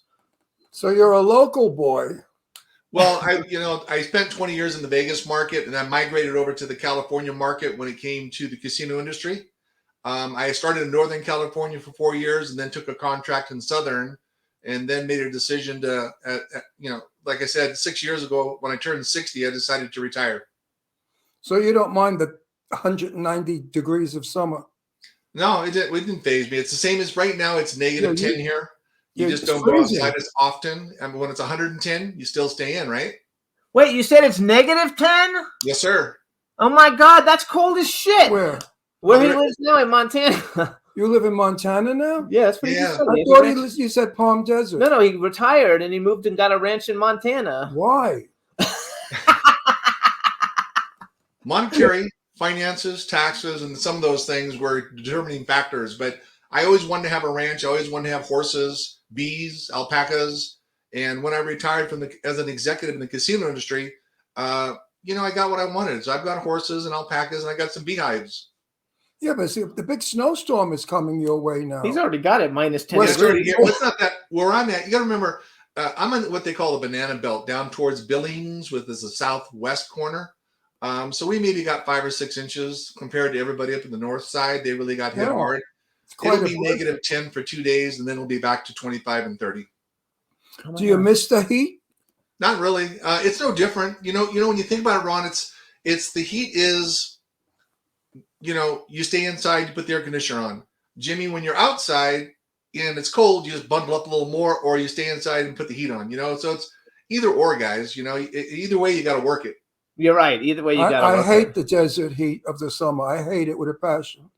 Yeah, that 120, 115. It's inhuman. It's punishable.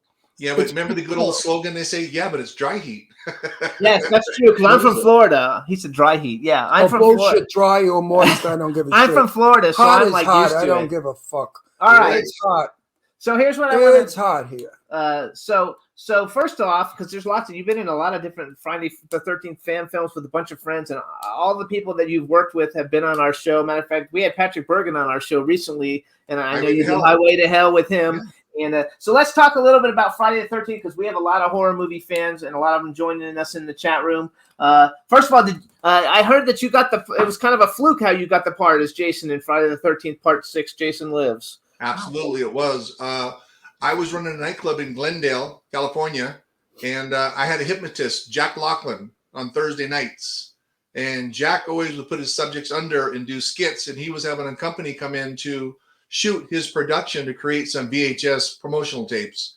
The company that came in was called Real Effects, and Real Effects just happened to be the folks that did all the special effects on part four with Ted White. And they decided, hey, why don't we do a skit with Jason C.J, the big guy over here? He'll fill out the wardrobe perfectly. They put me in it. I came through the screen, and when I say the rest is history, truly it is. They just looked at me and said, we're going to cast you. And I just kind of nodded my head, okay. And a couple months later, I got a call to go down to Paramount Studios and meet Frank Mancuso Jr. and Tom McLaughlin, the writer-director, and Michael Nomad, who was the stuntman coordinator. So were you planning on being an actor, or was this just like a fluke thing? Luck. You guys, it's like being thrown into the Super Bowl and it's the last play of the game and you score a touchdown. That's all it is. I don't want to pump it up as something. I did my job. They told me what they wanted me to do. I'm pretty healthy still even today, but I'd only been out of the military a few years, and I'd never been to stunt school. So when they started setting me on fire or chaining me 20 feet underwater to do fight scenes, I didn't think anything of it. It was a job. Now I'm a little older, a little smarter, not much smarter, but a little bit. I wouldn't do it today. How tall are you? 6'3", 250. Oh yeah, so you're a big dude though. You're definitely an intimidating force. Now tell me, what does it feel like being in that mask playing that part? Because I'm an actor. I would like to know what you feel when you're in the mask playing that part. Empowered. Good question. Empowered. The interesting thing about it, now that we see all these DC comics and all these different heroes, they're all wearing masks, kind of interesting. But back in those days, nobody wanted to wear a mask, and everybody wanted to see my face.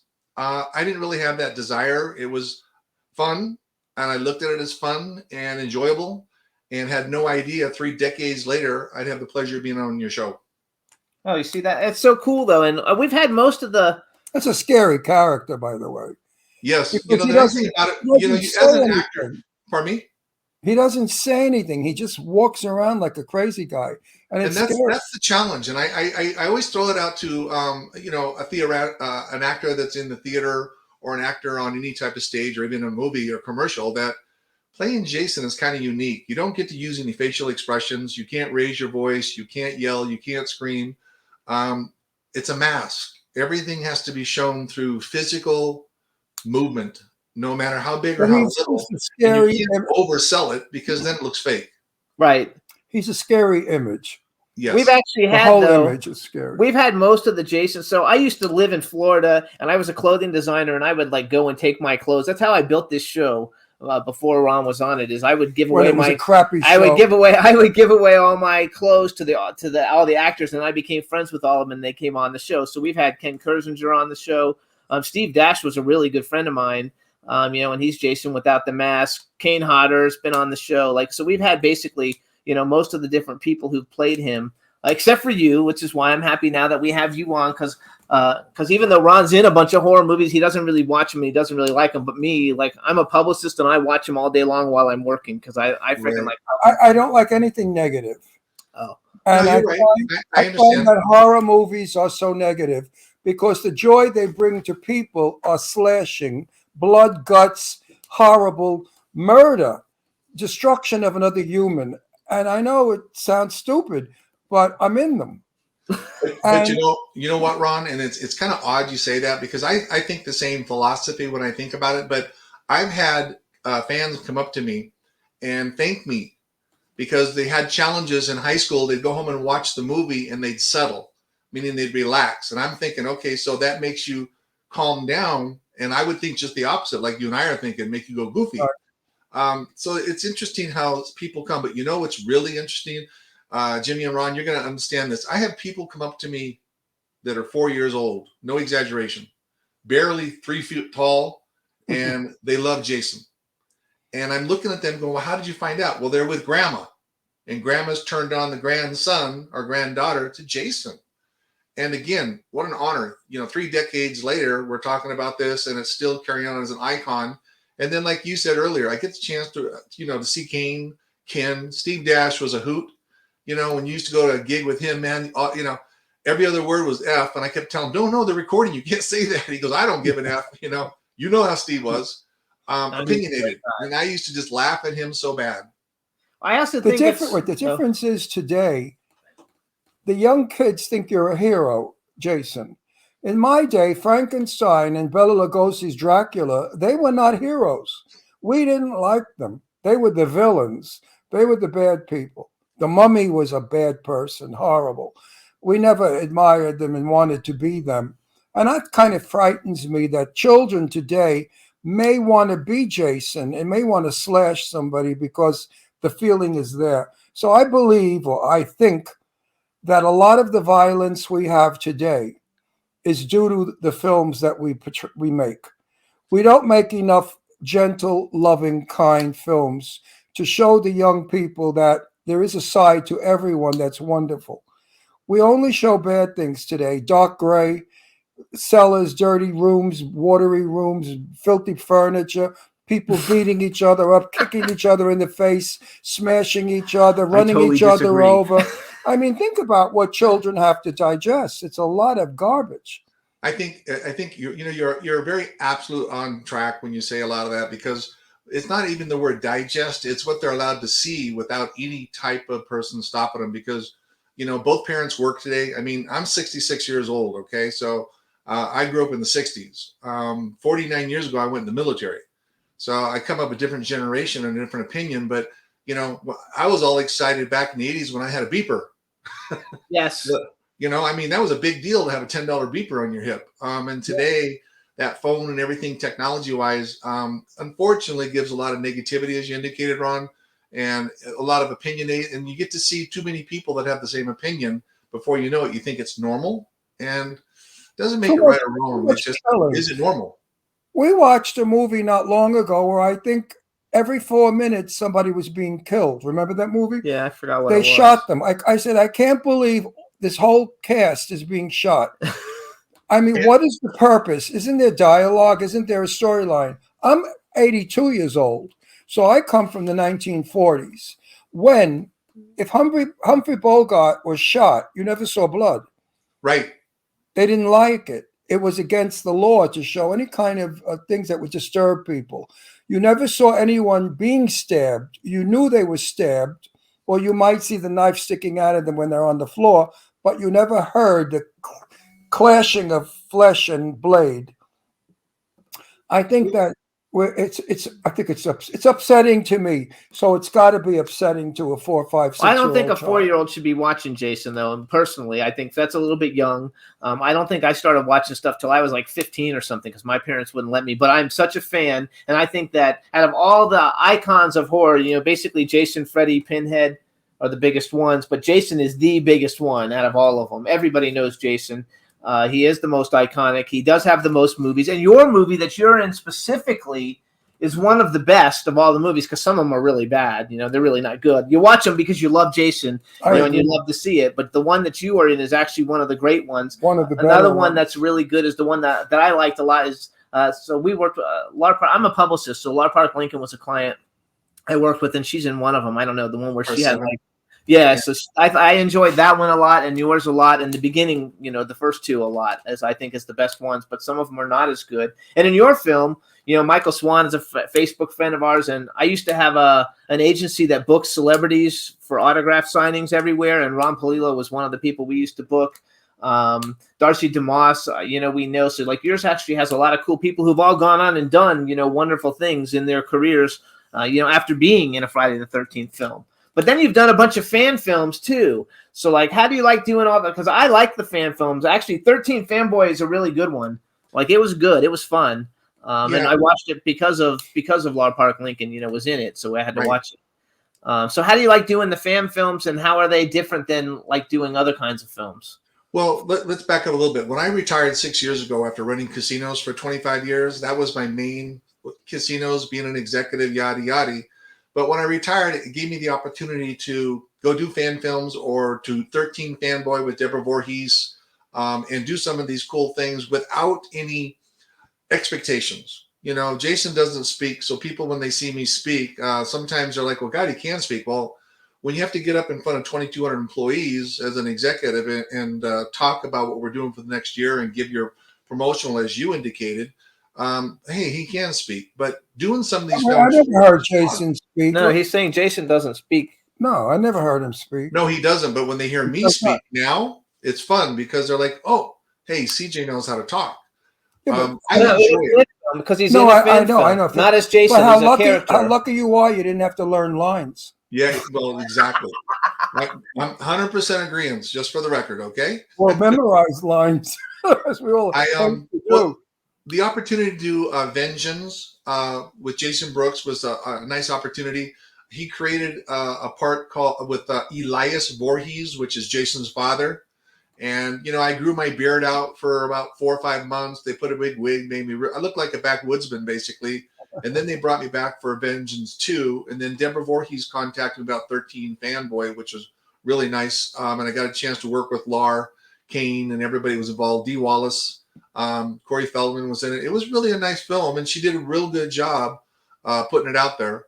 And now we just kind of look at things as somebody calls me. I look at them if I'm in a time frame. The nice thing, man, that right now is it's not a matter of a monetary thing for me. I just enjoy having fun.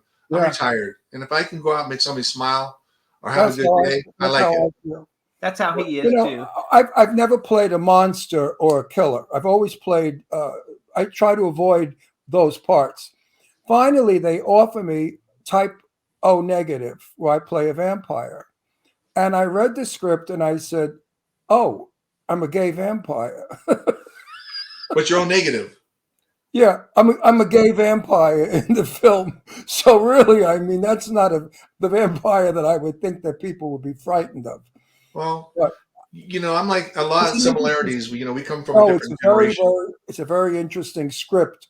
And it's not what you think it is. It's a very good script. It's about the life of a vampire who's a little light in the loafers, and it's very, very good. And I star in the movie. We're married, by the way. and I star in the movie. To each other or somebody else? No, to each other. Gotcha. I married an older man for his money. Yes. No, I want to go back though, because okay, so like in 13 Fanboy, so we've had Dee Wallace and Corey Feldman and Kane on the show, and 13 Fanboy was really a good film. We also had someone on the film who's played Jason in a few, I think 2 fan films. His name's James Stokes. I don't know if you have ever met him, Yes. but I'm sure eventually you will. He was a really nice guy. And then in Vengeance, you have so we recently had on the show Paul Taylor, who was Pinhead, recently, and Tamara Glynn, who's in one of the from Halloween, actually. I think if you didn't play Jason, who would you have liked to have played? I would have liked to, in those days, let's remember, there wasn't agents for big guys like me. Most people wanted to show their face. Remember, as I said earlier, I would have loved to use my physical structure and went through and played Pinhead, went through and played Michael Myers, went through and played Leatherface. I didn't care about my face. I thought it would be cool just to be a character actor, stuntman, and be able to do multiple films and, as long as your arm listing rather than just being seen on screen. Right. In those days, back in those late 80s, that didn't exist. It was pretty much you're either commercial or you're not. And at 6'3", 250, to be fair, I'm really not commercial. Now today, maybe The Rock is big as me, or a little bigger. But you got to remember, Schwarzenegger in his best days he's only 6'1", 230 when he was winning Mr. Universe. So I'm a little bigger, and Lou Ferrigno's my size, and he's a rare commodity too. You're a really big dude, though. Then, if you're almost as big as The Rock. Did you ever resent the fact that you were Jason? And if you said so to someone and they go, "Yeah, right, sure, you're Jason," well, so am I, because they didn't believe you, because they don't identify your face with the character. Yeah, what's interesting as you say that is I've been through Atlanta Airport TSA and had a man look at my license and look at it, my name, and go, "Are you the guy that played Jason?" I looked at this man. I said, "Yeah." Oh my God, I'm a big fan. I go, and I just looked at him like, I've been to Universal Studios with my family years ago and been walking down the boardwalk there, and guy points at me and goes, "Hey, you played Jason." I'm really surprised how many people do know my face, but I always say it's like if you go to India with 1 billion people, show them a picture of Tom Cruise, they all know who Tom Cruise. You show them a picture of C.J. Graham, they'll shrug their shoulders. But if you turn over and show them a picture of Jason, they all know Jason. They'll know Jason. Everybody knows Jason. Everybody knows Jason. Isn't that crazy? I forgot. Sometimes it's nice not to be known when you're out. When Absolutely. you lose your privacy, Do you do a lot of convention signings still? I do probably 10 a year max, if that. I don't do as many as available. My friend Kane Hodder, man, he's the one out there that really promotes the heck out of it. He's been working hard for 20 years doing these. For me, I do them for fun. And I mean that. And I enjoy meeting the fans, and I enjoy thanking them for their support over the years and creating the iconic image that they've created. I didn't do it. They did it. I did my job, but after 35 years, those folks are the ones that keep making it go forward. No, I love it. And Kane Hodder, I have to say, is one of the coolest guys ever. He's just incredibly nice. He's really good to all the fans. Oh, you have to be. I mean, we were, Jimmy and I do interviews at conventions. And the guy from the Little House on the Prairie, wow, was he not nice? The one with the little beauty mark. Remember? We tried to talk to him. That was a long time ago. I forgot who. He was not from Little House on the Prairie, though. Yeah, he was from the Little House on the Prairie. Anyway. And he was very curt. Most people are always nice to us. And he was very curt to the people that were buying. They were spending $35 for a photograph signed by him. And he was doing it just as though it was a favor he was giving That was at one of the Hollywood shows. I wasn't with you. You weren't with me? No, because I've never met him. Oh, well, anyway. I go to horror shows, and I like the horror shows and superhero shows. He never gave me I wasn't 3 or 4 minutes into the interview, and I said, "You know what? Let's stop." So hang on. And I walked away. That's how bad it was. Yeah, I have to, Ron, when I do them, the most important thing to me is the fans, because I wouldn't be having this conversation with both of you today if it wasn't for the fans and the iconic that they put forth. You wouldn't even want to talk to me. So the fans have given me that small platform. And when I do shows, I do charge them for the 8x10 colors. I don't charge for selfies. And I have people that stand in line just to get a free selfie. And to me, it's kind of odd, but it's not wrong if you want to charge for your selfies. But I jump right up and take a picture with anybody that wants a selfie for free because I'm appreciative they even care. Jane Russell did the same thing. At the Good. convention center here in Palm Springs, I was working her booth with her, and a lot of people, they didn't have the money to spend to buy the 8x10. So Jane would say, come by me, take a picture with me, a selfie.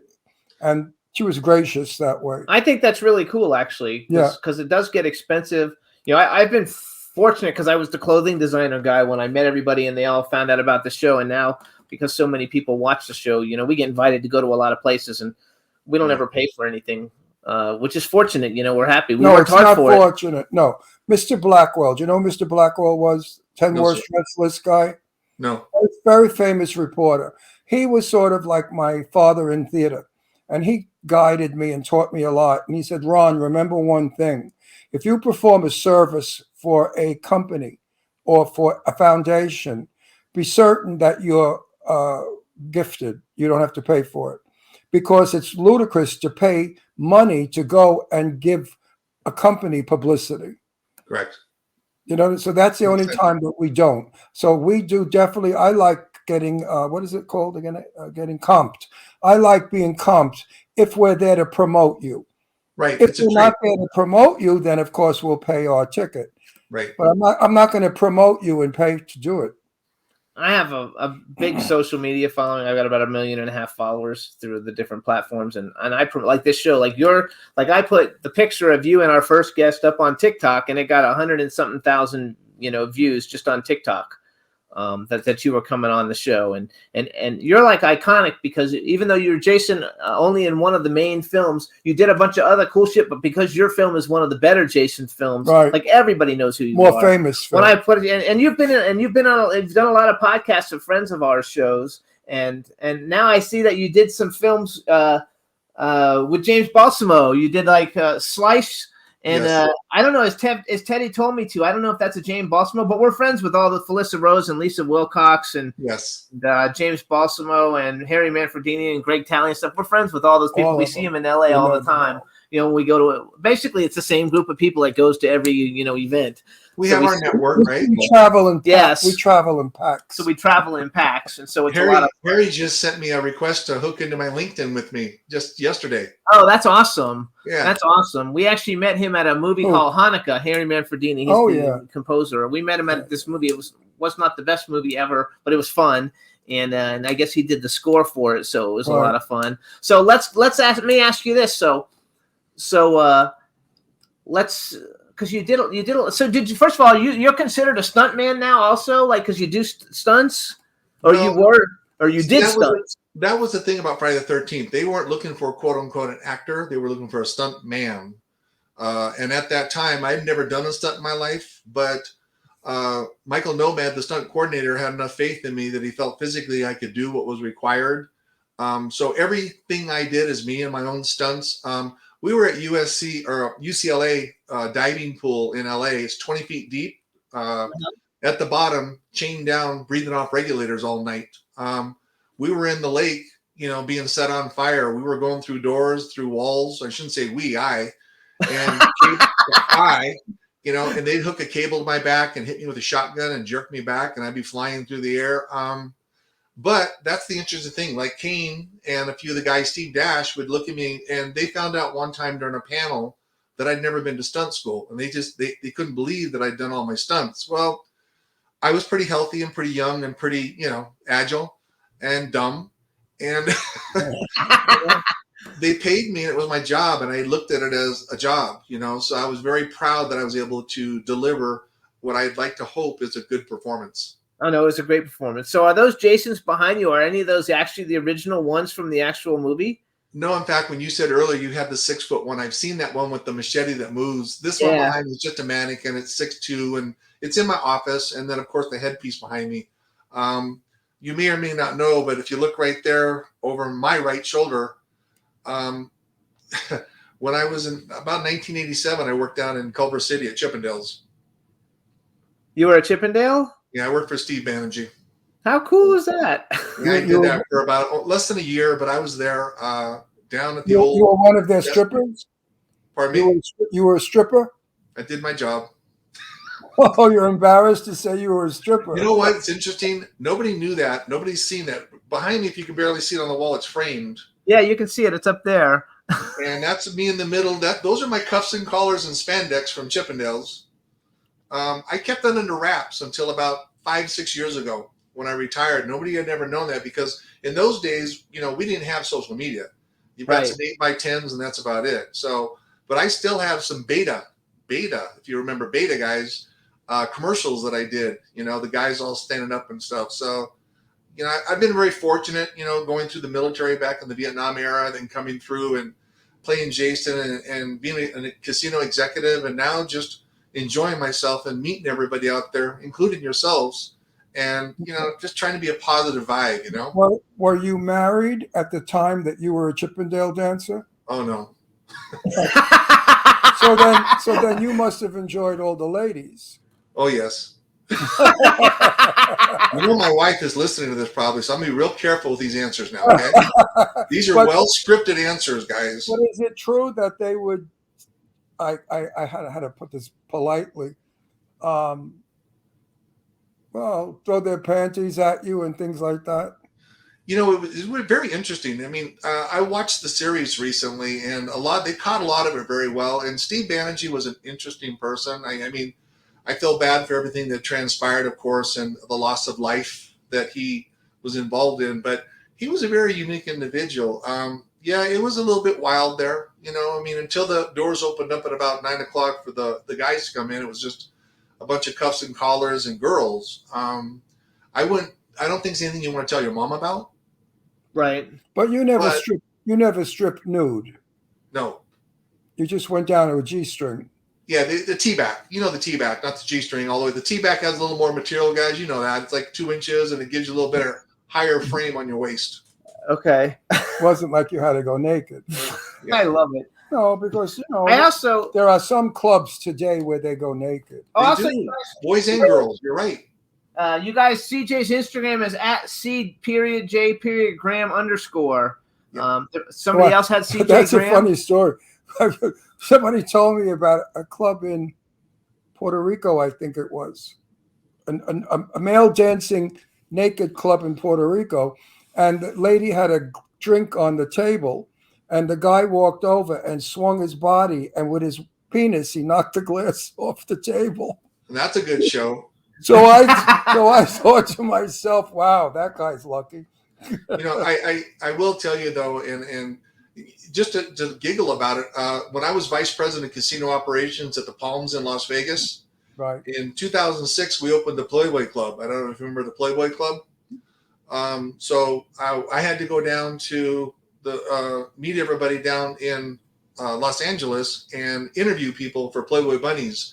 And they had to meet those same criteria with the Playboy mom and all the different criteria to running the club. At the same time, the girls had to learn to deal cards to be Playboy Bunnies. So I can always say that I'm probably the only guy that's got cuffs and collars of my own and then got to manage Playboy Bunnies, which is true. There's probably nobody in the world that's done both. I love it. So does your wife get upset when she knows these stories about you? No, I mean, we've been together 12, 13 years, so we're But it was before her. We're together, and she has all the respect as I do for her, and Right. we don't walk around and talk. I mean, she was a Budweiser girl back in the 90s. Come on. Did you ever, in fun, put on your Chippendale outfit and dance for her at the edge of a bed? No, but she does have some videos of us on live stage down there that she's looked at a couple times and kind of giggled, Because if I were a Chippendale dancer, I would do that. I would dress up like a Chippendale dancer and dance for Jimmy, but I'd ask him for $100. Right. Ron, you got to remember, the problem today is things don't shake the way they used to back then. You know what? Well, gotta be honest, right? Listen, there's a market for everybody. True. I'm considerably younger than Jimmy, and Jimmy only likes older men. Jimmy would never go with a young person. He thinks I am the most sexiest, handsomest thing in the world. Of course, I don't argue. Of course. I just sit there demurely and smile. But I think he's nuts if you want the truth. But we've been married, though, for 10 years. Yeah. I look better 10 years ago. No, you look fabulous always. But anyway, there's something to be said for every age. And I think you're still a handsome guy at 62 years old. 66. Oh, 66, better still. And, No heart. and you know, and I think your wife. You got the nicest teeth. And I think your wife would agree with me. Yes. So let's say we have 5 minutes left. Let's say you were gonna you're an actor and they come to you and they say you're gonna be in a movie, and the movie could be with any male and female actor on the planet, living or dead. Who would you want to be in the movie with? Oh, that's a tough question. So let me think that through. I have And while you're thinking about it, the second part of the question will be, if you could have ever been in any movie that's ever been made, what movie would you have liked to have been in? Well, let me answer the second question. I have a thing. I think Brad Pitt has done some great films over the years. As all actors and actresses had a couple, that weren't quite as successful. So I think 7 Years in Tibet would be an interesting one for that concept, because it's got some foundation to it. It's just not a fly-by-the-seat film. Got the worst reviews. It was one of his better films, though. I they thought said it was such good. a terrible film. The film, if I had to do a Brad Pitt film, which I'm not a fan of his, but if I had to, I would do the one where he goes back in time, is aging. He starts off old and goes back to a baby. What was that film called? Yeah, Benjamin Button. Benjamin. Curious Case of Benjamin Button. Right. That was an interesting script. Yeah. And all the makeup, you should have done that, because all the makeup changes are great, from older to younger to younger to younger. All right. So what actor and actress would you like to work with? Well, it's still a loaded question, because somebody's going to hit me when I get to the next convention because I didn't say them. No, you could say you want one of. I was thinking about running for president in 2024, so I'm looking for a politically correct answer that I can slide by on that one. I'd have to think that one through logistically, but I will tell you, I am impressed with quite a few of the actors out there, and I mean that sincerely. Not being an actor per se, I can really look at people and go, wow, that's amazing. I mean, it may not be a great storyline in this, but the person can really carry a character. And I can. Do you like Tom Hardy? Do you like Tom Hardy? Do you like Tom Hardy? Oh yeah, I like Tom. Like, I like that movie Warrior that he did as like the MMA fighter or whatever. Like, that was a great movie. But CJ, if anybody asks you that question, here's how you get out of it. You say, oh, so many women and men I would love to work with, but right now the only one that comes to mind quickly is, and that's how you get out of it. And that is Ron Russell. Listen, guys, I ran $1 billion casino. I can stay on top of it a little bit. No, but seriously, there's got to be someone that you listen. You're in a Jason movie. Now, was Jamie in your movie? No, she was not. She's in Halloween. Michael Myers. Oh, Jesus, am I getting old? Yeah, she's in Halloween. That's Michael Myers. No, I get confused with you and him. I have them all in my house and in my office. Right. So let me help you with that. Let me finish. He's got 2 minutes. Ron, let me help you with that. And this is what I always tell you about Michael Myers and Jason. Real men, we use a machete, not an Outback steak knife. What a great quote. Oh my God, that was a great quote. Don't forget that. I really like that a lot, because I forgot it. I'm 82, so I forgot it already. But Jimmy, the nice thing, guys, is I get to see all the Michael Myers and Leatherfaces and Pinhead Doug out there, and Tamara you were talking about, and the different, Darcy. It's really, for me, a pleasure. Their resumes are as long as my big arms compared to me. So when I see them, I'm just as giggly as any other fan to meet them, and a pleasure, because to me it's like, wow, how amazing this opportunity because of wearing a hockey mask. Oh, no, that's very true. We recently, in the last year, we had Tyler Main and James Jude Courtney on when all the Halloween stuff was going on, and so we love it. They're fun. They're fun movies. Just don't take them seriously, children. That's right. They're actors making believe. There's no such thing as Jason or Michael Myers. Though, look, this guy is Jason. See, he's a real person. Nice. He's not a killer or a nut, but he portrays a part of. There you go. When I meet young people that you're talking about, I consider young under 12 or 13 and down. Right. Most of them haven't seen the movie, to be fair. They know who Jason is, but the parent doesn't allow them. But they're engaged with the Jason concept. the first thing I do to those young folks is I ask them how they're doing in school. You know, Sure, that's good. You know, and what are you doing? And there's times that I'll give something to them, or they'll bring me a photograph that they've made with crayons, and they want to give it to me, and I'm like, okay. And then I said, well, do me a favor, can you sign it? Most of them can't write, so they print, right? And then I sign a picture and give it to them and trade it. So we're doing a business transaction. Oh, that's nice. That's so giving cool. me one and autograph it. And I'm giving you You're a one. good soul. You're a good soul. All right, so we're out of time, That's which is nice. unfortunate. But You're I a love nice this. guy and a good soul, wanna- and you're not Jason. I loved you are Jason, but not a killer. No, And- you're not Jason. You are an actor portraying Jason. Keep I think in that mind. I want to congratulate you. I think that you seem to be one of the most, I don't know, the nicest celebrities playing the iconic part. They're all very nice, but the way you Everybody's give nice. back to the fans and everything is really great, and we love to see it. We want to thank you for coming on the show. We want to thank Ruby for setting this whole thing up, and hope you love life in Montana, and maybe we'll get a chance to work together because I produce films. I've got 9 of them I'm working on, so we'll see. Thank what you. And we'll see you portraying Jason. There you go. Well, Hey, thank you so It's on much. Netflix, I think, isn't it? Thanks, Jason. I mean, thanks, Bye, guys. CJ.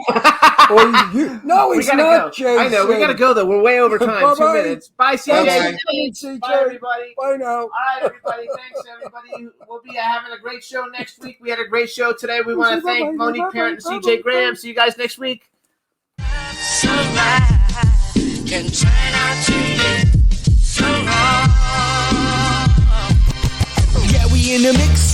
Yeah, we in the mix. It's another episode. Here we go. The Jimmy Star Show with Ron Russell. Interviewing the hottest, newest, and truest of today's celebrities. Make sure to subscribe so you can get notified weekly. Jimmy Star, he's the king of cool. Ron Russell, he's a gorgeous dude. Chat room is live and you would be a fool not to vibe with us at the Jimmy Star Show with Ron Russell. Come watch it live on W4CY Radio. Miss some past episodes, download on iTunes. The Jimmy Star Show with Ron Russell. It's the Jimmy Star Show with Ron Russell.